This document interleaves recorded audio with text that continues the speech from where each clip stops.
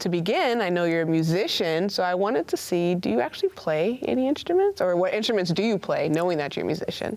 Well, I play all the woodwind instruments, nothing professionally. So when I fix an instrument, it is my living, I fix the instruments and I play them.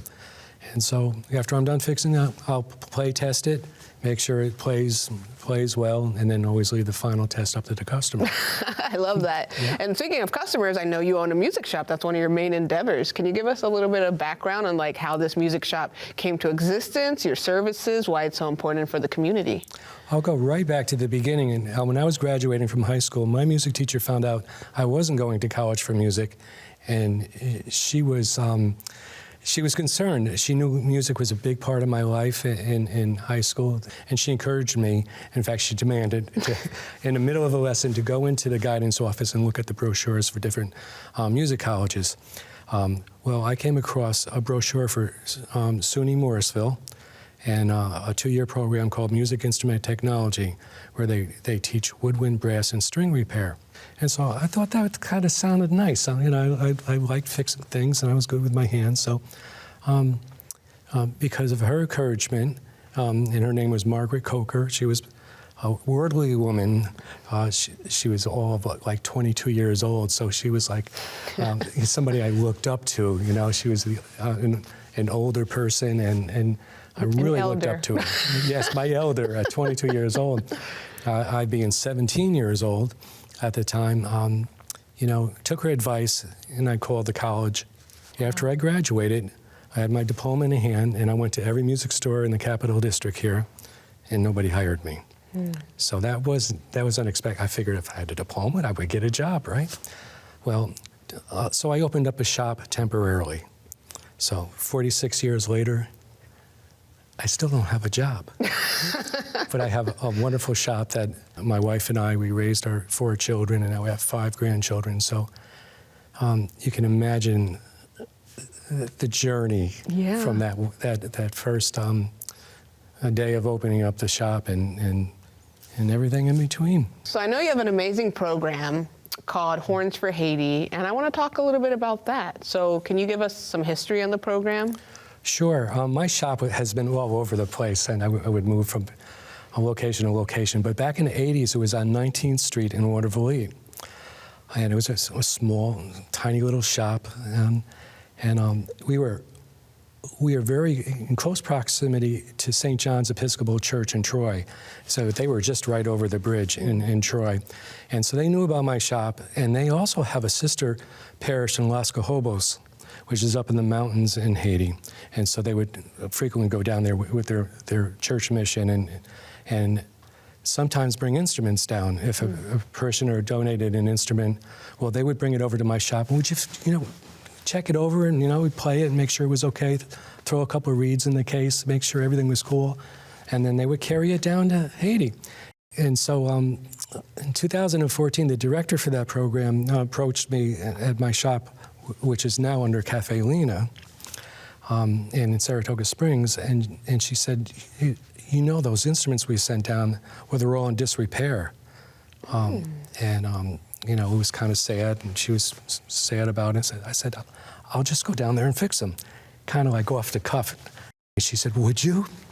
So I went home and discussed it with my wife, and as it turned out, in the next April, I went down with their mission. Only one time I was going to go, just one time. And I figured I'd fix some instruments, show the teacher how to do some minor repairs, call it a day, and have some stories to tell. Well, it didn't work out that way, because the teacher was there, the music teacher. I met him, Maestro Markins. There was a translator there, Rodney Jante, and 6 young men from the high school, from Holy Spirit High School in Los Cajobos, who attended the workshop. Those young men were so brilliant, so engaged. They were better than any apprentice I think I've ever had in my shop. It's just the way they were picking up things. And this is, of course, with, you know, with a language barrier. So I decided I have to come back. And then when I was on the plane back to JFK, I was just thinking about it, just processing everything all this wonderful stuff that has happened. And that's when I came up with the idea, Horns for Haiti. And why do you think this is important for the Haitian community, having a program like Horns for Haiti available? Well, first of all, music is huge in Haiti. And you wake up in the morning, the roosters are crowing, it's be like 4 or 5 o'clock in the morning, the dogs start barking, and then the churches, the music comes out of the churches, all the choirs, they're all rehearsing. And so that begins the day musically. For me, it's just me taking this all in, and the motorcycles going by the compound, and they all have music blaring off the back of their motorcycles. So it's a no-brainer for me to come down, or to go down to Haiti and support what they've already been doing. 2 of the 6 men that you were mentoring or under your apprenticeship actually opened up a shop. Do you want to give us a little bit more details about that shop? Well, we were talking about it for a long time, and I would, every time I would go down there, I would encourage them, you know, this would be a good business because there's a lot of non-for-profits in Haiti. You could tap into them. There are also right near the Dominican Republic. There's just a half an hour from the border, and there's a lot of tourism in Dominican Republic. So I said, start a shop. People will find out who you are and what you're doing, and the musicians will seek you out, because that's what happened to me. It was 2020, right at the start of COVID.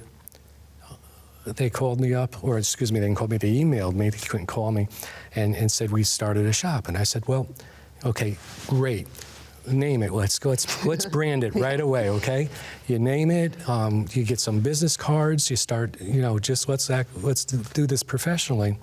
And so they got back to me and they said, we named our shop. And I said, well, what is it? And they said, Shop Billy. And I said, no, you don't name it after me. You name it after you or your family. And they said, no, Professor, we don't name it after you. We name it after your son. So they named it after my son, and they said, because you teach your son, and someday we're going to teach our son. And so it was more of a concept, Shop Billy, or what they say, Billy Shop, translated. And that's the concept. We're going to teach our sons and daughters how to, and then they'll teach their sons and daughters, and it'll go on and on and on. Pass the knowledge on, yes. Keep it going. How wonderful is that? That is very wonderful. Well, thank you for all you do. So before we wrap up, I want to let audience know, like, what are some events and programs you may have coming up where they could either volunteer or donate or be involved somehow? Well, the Saratoga community and beyond has been great in donating instruments. Okay, if they're in disrepair, we'll either fix them or we'll send them down to Billy Shop and they'll fix them. So they'll be fixed and in the hands of kids within a year or so. Well, thank you, Bill. I appreciate that. And folks, donate. Definitely try to donate some instruments and help this amazing nonprofit out. And thank you, Bill, for taking the time to talk to us today. My pleasure. Appreciate you. My pleasure.